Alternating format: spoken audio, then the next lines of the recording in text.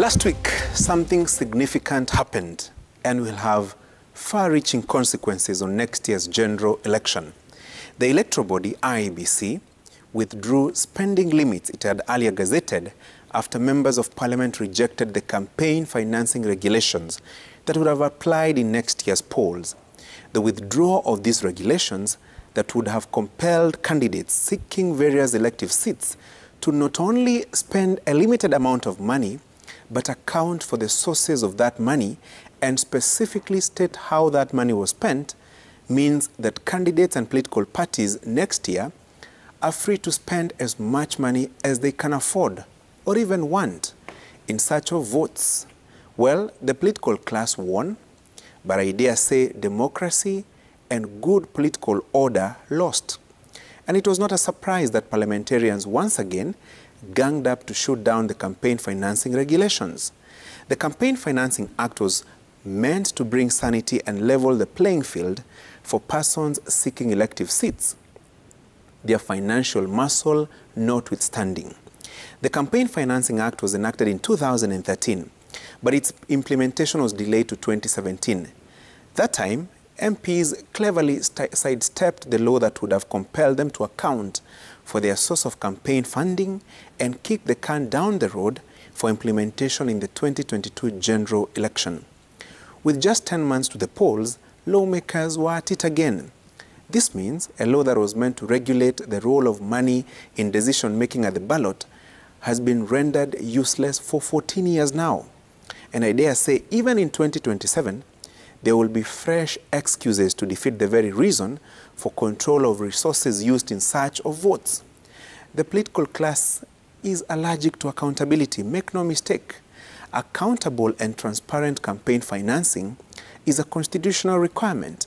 Article 88(4) of the country's supreme law requires IEBC to regulate the amount of money that may be spent by or on behalf of a candidate or a party in respect of any election. That is why Parliament, as a matter of obligation, passed the Campaign Financing Act in December 2013 for implementation in the 2017 polls. That was frustrated when 8 months to the general election, Parliament rejected the regulations that were drafted by IEBC. Richard Salzman, an associate professor of political economy at Duke University, makes interesting observations on the role of money in political campaigns. He says, and I quote, "The only way to get money out of politics is to get politics out of money-making," end of quoting. The challenge is not so much about how much a candidate seeking the presidency, a governor's seat, a Senate slot, a National Assembly seat, or a county assembly position spends. It is so much about where they got the money from. The unspoken truth is that a lot of illicit money finds its way into the political space during campaigns. Put it this way, a good number of leaders occupying political seats today got there courtesy of illicit money. By requiring candidates to establish accountability committees, furnish IEBC with periodic bank statements with details of how each coin budgeted for was being spent and updates on who were financing their campaigns, drafters of the Constitution intended to clean up our politics. This remains a mirage. So prepare for a manifest. Lots of money is coming your way in a few months, if not weeks. Already, some of that money is being spent. The campaign season is on, way before the kick-off whistle is blown by IEBC. However, money or no money, the choice is yours at the ballot.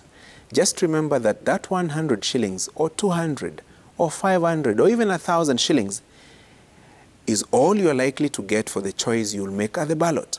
Your vote could be worth as little as 100 bob for a 5-year period. Imagine. So go ahead and make the right choices. Money notwithstanding. That's my punchline.